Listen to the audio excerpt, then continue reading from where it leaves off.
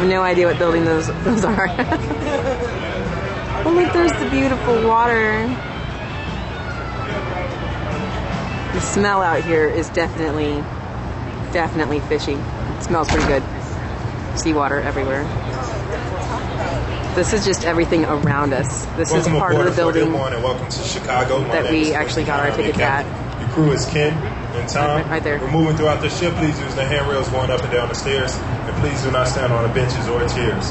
There's complimentary refreshments on the lower decks to help yourself throughout the duration of the tour.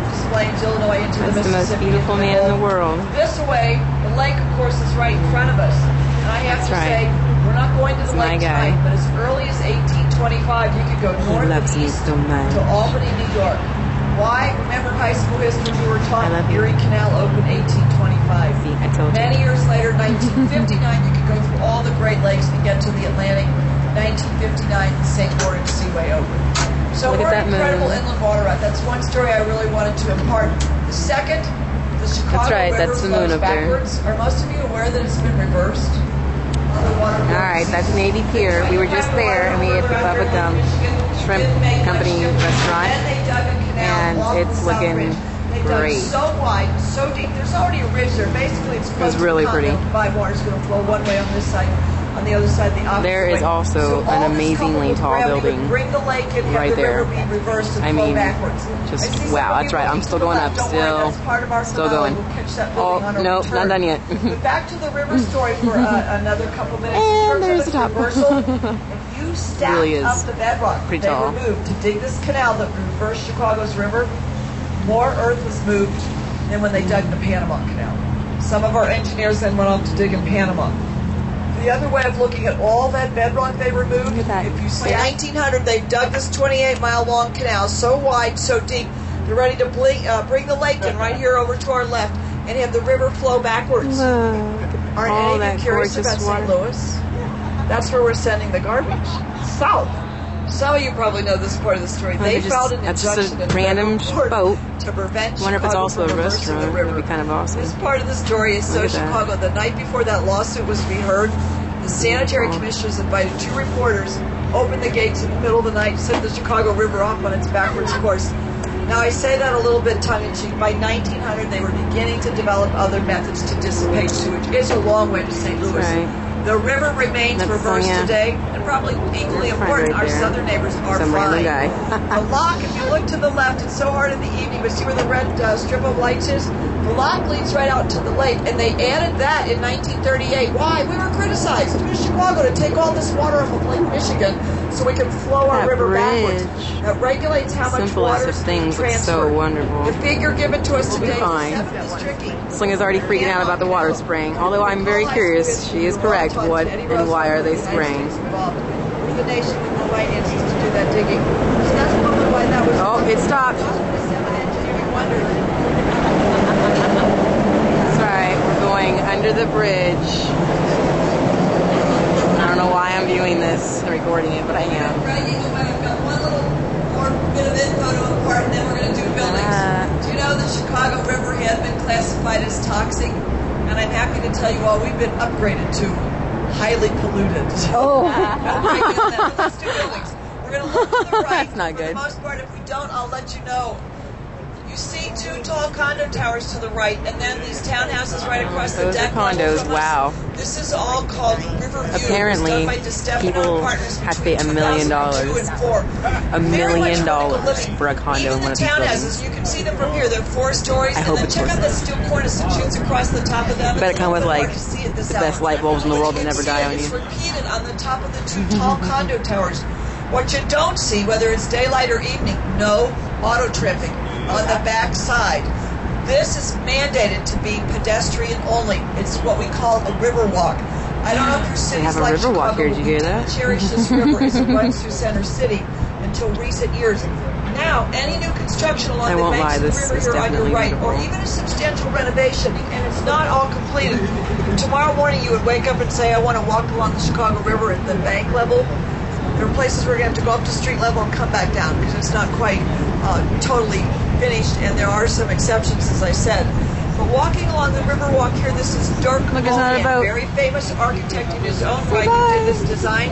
But do any of you know who Low That one actually has more people on it. Mies van der Rohe. Talk about both of them throughout the tour this evening. On your right, you see Centennial Fountain. This pays tribute to the men who brought us safe drinking water. The fountain opened 100 years after the sanitary commissioners got together she's talking about. to figure out how to improve the water quality in Chicago. It is beautiful. For drinking. Thus, Centennial is its name. 1889, they got together. 1989, it opened. Right here, this little triangular piece right in front of us, off to the right, is a water cannon. Every hour on the hour, it shoots an 80-foot arc of water over the other bank for 10 minutes. Have you seen that in the day when you've been down here? I mean, we missed it tonight. I have to tell you, when we have school groups over, they got the structure here on your right. In 1922, there was an international competition to design this building. Over 260 architects from all over the world submitted entries. Wittenhausen, New York City, took first place with that design. And not just the buttresses, but the whole top tower, all modeled into the Butter Tower, Cathedral of Rouen, France. You all walked across the Michigan Avenue Bridge right in front of us. This is really the architectural wonder, which is the shopping mecca today. On your right, our beloved Wrigley Building. There are two towers here, one in 21, the other in about 24. You see this terracotta or the fireproof clay? There's about 6 different shades of it between the windows, and it lights as it ascends. Now, most of you know Wrigley made his fortune with chewing gum. Do you know what he sold first? Soap powder. And baking powder. In the baking powder, he took a tiny piece of gum to get you to buy the powder. Okay, Instead, here's the a gum building. Took off, made him his fortune. Look at that. There's another man who's made his fortune. You know, this is our Trump Tower next door here.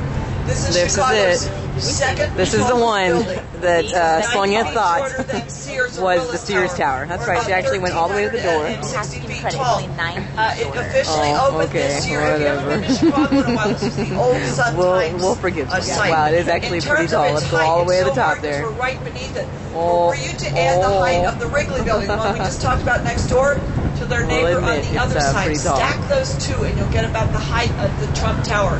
The lower level here, these hotel rooms have been open for quite a while, and then the upper levels of the residential condos. On a lighter note, do you all remember that man Bill Rancic from that TV reality show, The Apprentice? When he won that competition, this is where he got to be one of the bosses with Mr. Trump. Oh, how nice. Check out this building. But just give it a minute and it'll focus. Building site is very small. Wow. And the story goes in 1969 they wheeled me here in a wheelchair. And he said, "Where's the plot of land?" Gorgeous. Said, "Sir, oh my God. But everything here is just so different. Look at that one. I mean, just look at the two buildings side by side. Amazingly different. Mies van der Rohe has Trump's Hotel on this side of the street, and theirs on the other. Now, off to your right here, do you all know the nickname of these? Corn Cob Towers. These are actually these are Goldberg, who studied I mean, you can read that. It's a restaurant before, but you can see it right there. Somewhat circular, Steaks and chops. Truly concentric. But Goldberg, look at that. The key people in the city. There was a flight to the burbs after It's a restaurant. That's and right underneath it are boats just docked. That's amazing.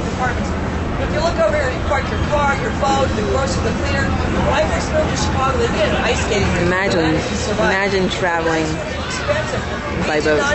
That's right. That's Dick's Last Resort right there. You see that? Today, Marina City, these are condos. Right above it is that gorgeous round building. The Saks Hotel, they're all there it goes. That complex. On your right, you all know this building?